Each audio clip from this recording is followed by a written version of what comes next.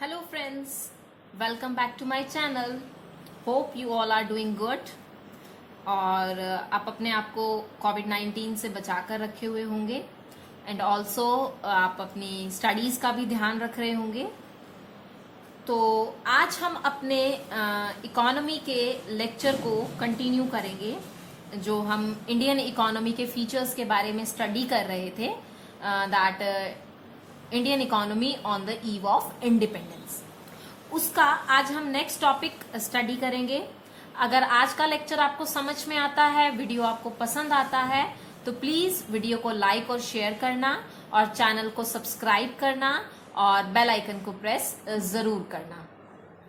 और अगर आप वीडियो को डिसलाइक कर रहे हैं तो प्लीज मुझे रीजन जरूर बताना ताकि मैं उसको फ्यूचर में क्या कर सकूं, इम्प्रूव कर सकूं. तो बिना टाइम वेस्ट किए लेट्स गेट स्टार्टेड. तो आज का हमारा टॉपिक है foreign trade under the British rule. कि इंडिया जो था, हम उस टाइम पीरियड पर भी फॉरेन ट्रेड किया करते थे ब्रिटिशर्स के टाइम पीरियड पर. तो कैसा था हमारा फॉरेन ट्रेड? क्या हम सिर्फ ब्रिटेन के साथ ट्रेड किया करते थे या और भी कंट्रीज थी जिनके साथ हम ट्रेड करते थे? इन सब चीजों के बारे में हम इस टॉपिक में पढ़ेंगे. देखो, तो इंडिया जो है वो एक्सपोर्ट किया करता था बहुत सारी फिनिश गुड्स का.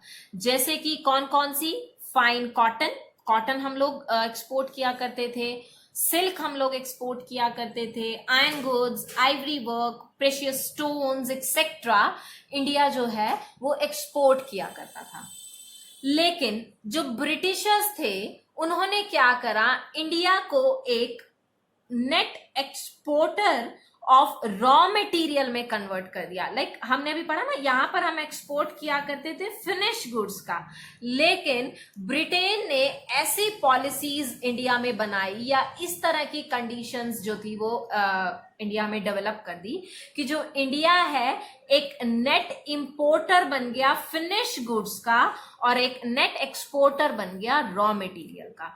अब देखो, किसी भी कंट्री से अगर रॉ मटेरियल बाहर जाता है तो डेफिनेट है उस कंट्री के रिसोर्सेज का यूज जो है वो बाहर की कंट्रीज कर रही हैं और उसके खुद के यूज के लिए वो चीजें हो सकता है अवेलेबल ना हो. तो this points towards the backwardness of the Indian economy.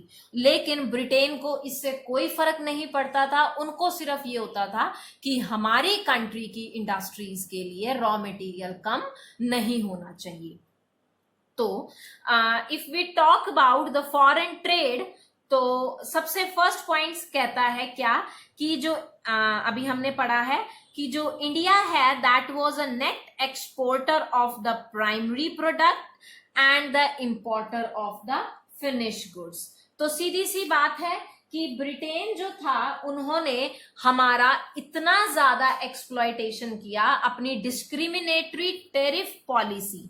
हमने प्रीवियस लेक्चर में, प्रीवियस टॉपिक में भी इसके बारे में पढ़ा था कि किस तरह से उन्होंने डिस्क्रिमिनेटरी टेरिफ पॉलिसी का यूज करके इंडिया को क्या कर दिया, एक net exporter of primary product में कन्वर्ट कर दिया और एक net importer of finish goods में कन्वर्ट कर दिया, और जिसका नेगेटिव इम्पैक्ट हमें आज भी देखने को मिलता है.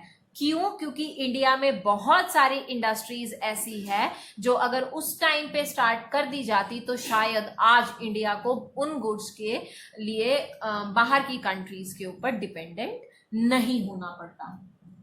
राइट?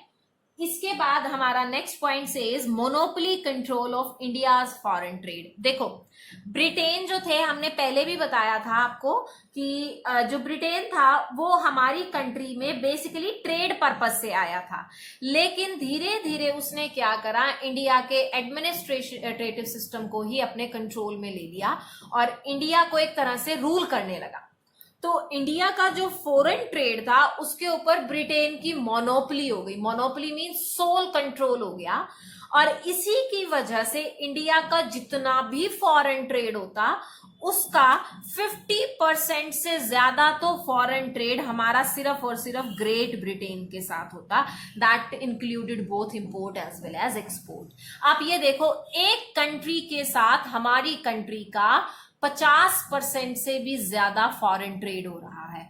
और जो बचा हुआ ट्रेड है वो हुआ करता था चाइना के साथ, पर्शिया और you can say present day Iran, और Ceylon that is present day Sri Lanka. In countries के साथ हमारा बचा हुआ ट्रेड हुआ करता था। तो आप इमेजिन कर सकते हो कि हमारा ब्रिटेन जो है उसने हमारे फॉरेन ट्रेड के ऊपर किस तरह से कंट्रोल किया हुआ था। और साथ ही साथ ये 1 मार्क का बहुत इंपॉर्टेंट क्वेश्चन है क्या, कि जब 1869 में सुएज कैनाल ओपन हुई। अब सुएज कैनाल क्या है, कहां है, देखो मैप में, ये मैं आपको एक वैसे पॉइंट अंडरस्टैंड कराने के लिए समझा रही हूं ताकि आपको वैसे क्लैरिफिकेशन हो। ये पॉइंट आपके वैसे 1 मार्क के क्वेश्चन के लिए ही है कि जो सुएज कैनाल है वो ओपन कब हुई थी। देखो जो ये है ये सुएज कैनाल है।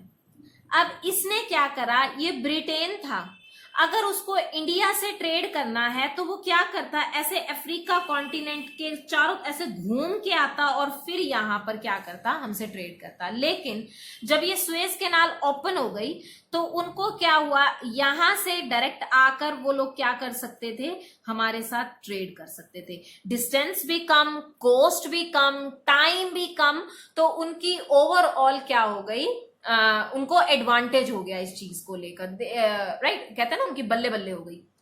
तो इस वजह से भी क्या हो गया, इंडिया का जो फॉरेन ट्रेड था वो फर्दर ब्रिटिश के कंट्रोल में आ गया। क्यों, क्योंकि अब इसके ओपन होने की वजह से ब्रिटेन के लिए इंडिया के साथ ट्रेड करना और भी ज्यादा फीजिबल हो गया था। नेक्स्ट जो सरप्लस ट्रेड था इंडिया का, but that was only to the benefit of British.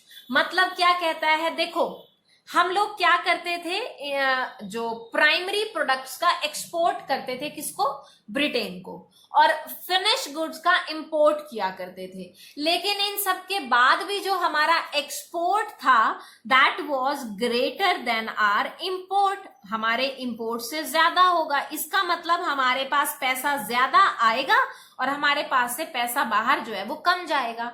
But problem क्या हुई, प्रॉब्लम आई कि हम एक्सपोर्ट करते थे प्राइमरी गुड्स का, और अगर आप अपनी कंट्री से प्राइमरी गुड्स को ही बाहर दे रहे हो तो डेफिनेट है वो चीज आपकी कंट्री में तो अवेलेबल ही नहीं होगी, आप इकोनॉमिकली और भी ज्यादा बैकवर्ड हो जाओगे।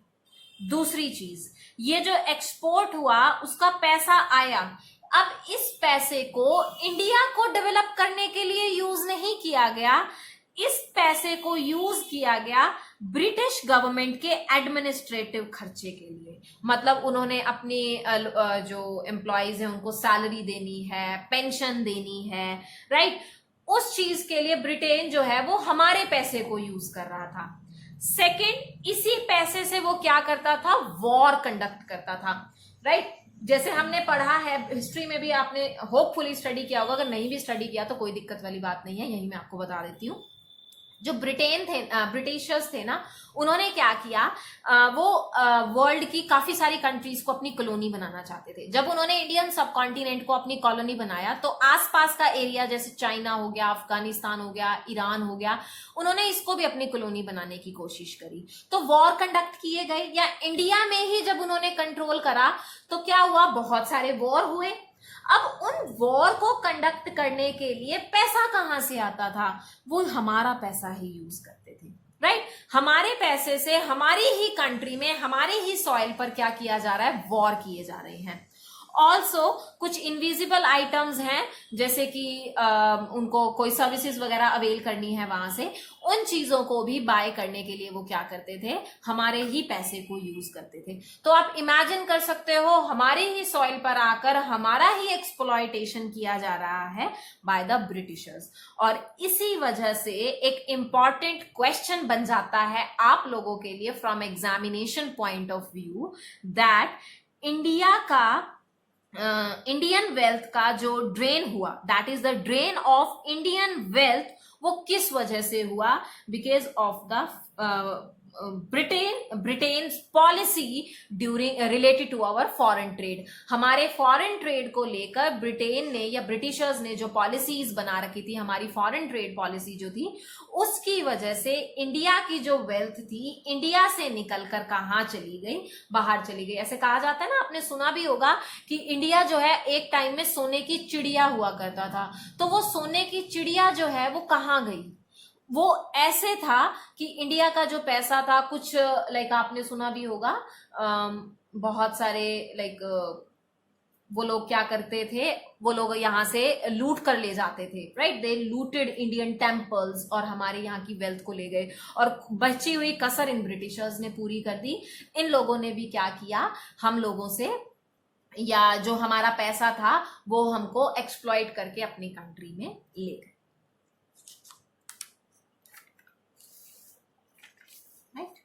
Now, the next topic talks about the demographic profile during the British rule. Demographic profile के बारे में अगर हम बात करते हैं तो हम लोग बात करते हैं हमारी कंट्री की पॉपुलेशन की कॉम्पोजिशन के बारे में, या हमारी पॉपुलेशन के वेरियस सोशल इंडिकेटर्स के बारे में। तो ब्रिटिशर्स के टाइम पर हमारी कंट्री का डेमोग्राफिक प्रोफाइल कैसा था? देखो, अगर आपने सेंसस के बारे में सुना होगा तो इंडिया में फर्स्ट टाइम ब्रिटेन जो ब्रिटिशर्स थे उन्होंने सेंसस कंडक्ट कराया कब? 1881 में। That is a 1 mark question for you कि फर्स्ट टाइम इंडिया में जो सेंसस था वो कंडक्ट किया गया था 1881 में, और उसके बाद इसको आफ्टर एवरी 10 इयर्स कंडक्ट किया जाता है। उसमें क्या किया जाता है, बहुत सारी डिटेल्स जो है वो फाइंड आउट की जाती है कि हमारे यहाँ का बर्थ रेट कैसा है, टोटल पॉपुलेशन कैसी है, मेल कितने हैं, फीमेल कितने हैं, चिल्ड्रन कितने हैं, राइट? बहुत सारी डिटेल स्टडी की जाती है। अब बात करते हैं किसकी? 1921 की।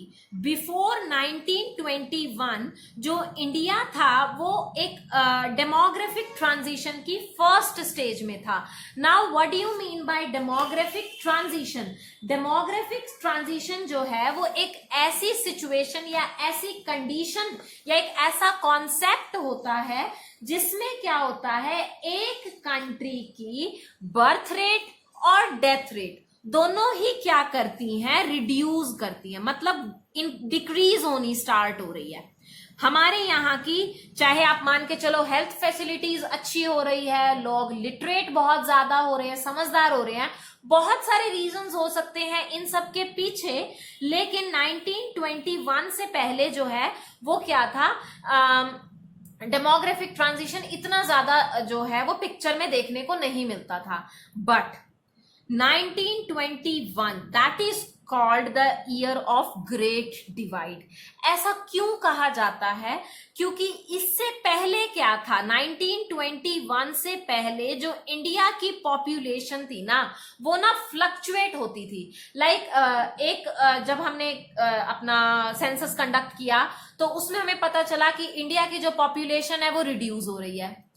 अगला जब हमने कंडक्ट किया उसमें पता चला हमारी पॉपुलेशन इंक्रीज हो रही है, फिर डिक्रीज हो रही है। मतलब जो फ्लक्चुएशन थी ना वो हमें एक पर्टिकुलर पॉइंट सेट करने की तरफ ध्यान नहीं दे पाए। जैसे हम कह सकते हैं कि हमारी पॉपुलेशन इंक्रीज हो रही है तो हमें उसको कंट्रोल करने के एफर्ट्स करने चाहिए, या रिड्यूस हो रही है तो क्यों हो रही है, बट ऐसा कुछ नहीं था। लेकिन 1921 के बाद एक नया पैटर्न देखने को मिला जिसमें हमारी कंट्री की जो पॉपुलेशन थी दैट वाज राइजिंग, राइट? उसने राइज होना स्टार्ट कर दिया, राइट? तो इसीलिए बोला जाता है दैट 1921 जो है उसको बोला जाता है ईयर ऑफ ग्रेट डिवाइड, क्योंकि इसके बाद आपको इंडियन पॉपुलेशन जो है उसमें हमेशा इंक्रीज ही देखने को मिला, कभी भी वो डिक्रीज नहीं हुई, राइट? लेकिन 1921 या इस टाइम पीरियड पर ड्यूरिंग दिस 1921 जो हमारी टोटल पॉपुलेशन थी इंडिया की, राइट, और जो ग्रोथ रेट थी चाहे वो इंक्रीज हो रही हो, that was not of alarming rate. मतलब इतनी ज्यादा नहीं थी कि हम लोग ये हो जाए oh my god that we have to control this, right? हमें अपनी कंट्री की पॉपुलेशन को कंट्रोल करने की जरूरत है। Such type of situation was not there, right? लेकिन प्रॉब्लम कहां आई, जब हमारी कंट्री में क्या हो गया, पॉपुलेशन एक्सप्लोजन हुआ अराउंड 1951। जब हमने देखा पॉपुलेशन एक्सप्लोजन, मतलब बहुत ह्यूज अमाउंट में हमारी कंट्री की जो पॉपुलेशन थी वो ग्रो होनी स्टार्ट हो गई, मतलब इतना ज्यादा इंक्रीमेंट होता जा रहा था, that was out of control. ठीक है, तो अब देखो जब भी पॉपुलेशन बढ़ रही है तो किसी भी कंट्री की गवर्नमेंट की क्या रिस्पॉन्सिबिलिटी बनती है कि अपनी कंट्री की पॉपुलेशन को क्या करे, अब मेंटेन करे, है ना। तो मेंटेनेंस इन्वेस्टमेंट होने लग गई।